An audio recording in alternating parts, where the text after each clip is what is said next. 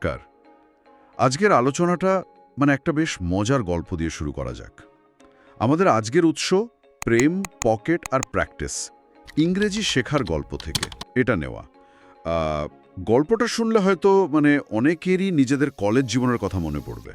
ধরুন, লাইব্রেরি, পছন্দের একজন মানুষ, আর পকেটে মাত্র 10 টাকা। হ্যাঁ হ্যাঁ, এই পরিস্থিতিটা কিন্তু খুব চেনা। পকেটের অবস্থা যাই হোক, মনের সাহসটা কিন্তু কম থাকে না তখন। একদম। তো এই গল্পে আমরা দেখব এই সামান্য পকেট মানি নিয়ে ইংরেজিতে ভাব জমানোর একটা চেষ্টা আর কি। আমাদের লক্ষ্য থাকবে গল্পটা যেমন আছে তেমনভাবে শেয়ার করা, আর এর থেকে জরুরি কিছু ইংরেজি এক্সপ্রেশন সেগুলো নিয়ে কথা বলা। ঠিক। আর শুধু এক্সপ্রেশন নয়, আমার মনে হয় গল্পটা ভাষা শেখার যে একটা পুরো জার্নি, আত্মবিশ্বাস আর আসল পারদর্শিতার মধ্যেকার যে টানাপোড়েন, সেটাও খুব সুন্দরভাবে তুলে ধরে। হ্যাঁ হ্যাঁ, তো গল্পটা শুরু হচ্ছে লাইব্রেরিতে। পড়ার মাঝে হঠাৎ চোখ পড়ল সেই বিশেষ একজনের দিকে। ব্যাস, মনে মনে ঠিক করলাম আজ কথা বলতেই হবে। বুকে 100 টাকার সাহস, বুঝলেন তো, যদিও পকেটে মোটে 10 টাকা। সেটাই, এই সাহসটাই আসল। এগিয়ে গেলাম। প্রথম যে কথাটা মুখ দিয়ে বেরোলো সেটাও আবার ইংরেজিতে। হে, ডু কাম হিয়ার অফেন? বাহ, বেশ চালু ডায়লগ। তুমি কি এখানে প্রায়ই আসো? এটা তো খুব কমন একটা ওপেনিং লাইন, তাই না? হ্যাঁ, কিন্তু বলতে গিয়ে যা অবস্থা হয়েছিল। যাকগে, তো মেয়েটি উত্তর দিল, ইয়া, আই লাভ রিডিং।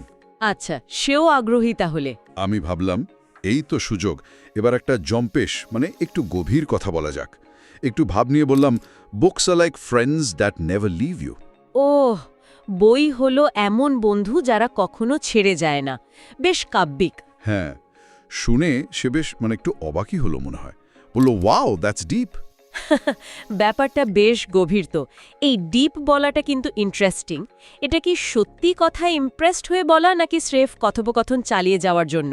সেটা তো ওই বলতে পারবে, কিন্তু আমার তো তখন মনে হলো, বাহ, কাজ হয়েছে।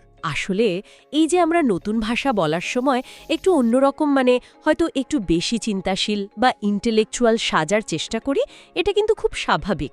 ভাষা তো শুধু কথা বলা নয়, নিজেকে এক্সপ্রেস করারও একটা উপায়। ঠিক।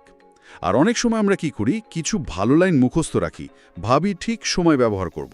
হ্যাঁ, কিন্তু পরিস্থিতি তো আর স্ক্রিপ্ট মেনে চলে না সব সময়। একদম, যেমনটা এর পরেই ঘটল।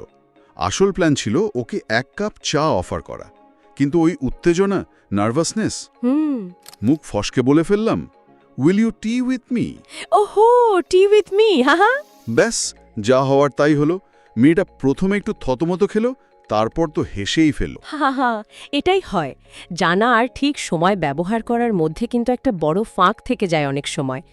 ব্যাকরণের নিয়মটা হয়তো জানা ছিল যে হ্যাভ টি বা হ্যাভ কফি বলতে হয়। হ্যাঁ, হয়তো, কিন্তু ওই মুহূর্তে চাপের মুখে সব গুলিয়ে যায়। তবে মেয়েটির রিয়াকশনটাও কিন্তু বেশ ভালো। হেসে ভুলটা শুধরে দিল, বলল, হা, you mean will you have tea with me? হ্যাঁ, ঠিক এটাই বলেছিল। এটা কিন্তু শুধু ভুল ধরিয়ে দেওয়া নয়, পরিস্থিতিটা হালকাও করে দেওয়া। এই যে ইংরেজিতে হ্যাভের ব্যবহারটা, have tea, have dinner, have a chat, এটা শুধু ক্রিয়াপদ নয়, একটা ভদ্রতা, একটা প্রচলিত রীতি। উৎসটা হয়তো এই ছোট ছোট কিন্তু জরুরি কালচারাল দিকগুলো দেখাতে চেয়েছে। সত্যি। আর আমার তখনকার অবস্থা ভাবুন, কি যে লজ্জা! মনে হচ্ছিল মাটি ফেটে ঢুকে যাই। গল্পে বোধহয় এই ধরনের বিব্রতকর মুহূর্তগুলোকেই ভাষা শেখার একটা স্বাভাবিক অংশ হিসেবে দেখাচ্ছে, তাই না? একদম তাই। লজ্জা পেয়ে থেমে না গিয়ে ভুল থেকে শেখাটাই আসল কথা। উৎসের নামটাও তো সেটাই বলছে, প্রেম, পকেট আর প্র্যাকটিস। এই প্র্যাকটিসটাই দরকার।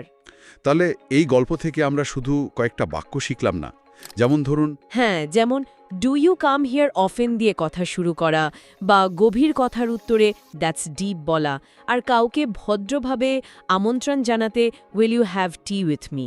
এগুলো তো আছেই। আর নিজের ভুল স্বীকার করার জন্য আই মেসড ইট আপ, এটাও তো শেখা হলো, আমি সব গুবলেট করে ফেলেছি।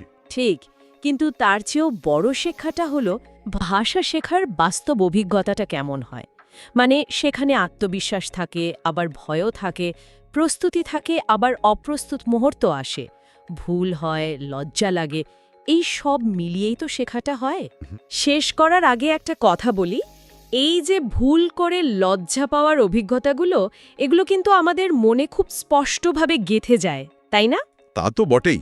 ওই will U T with me ভোলার নয়। ঠিক তাই।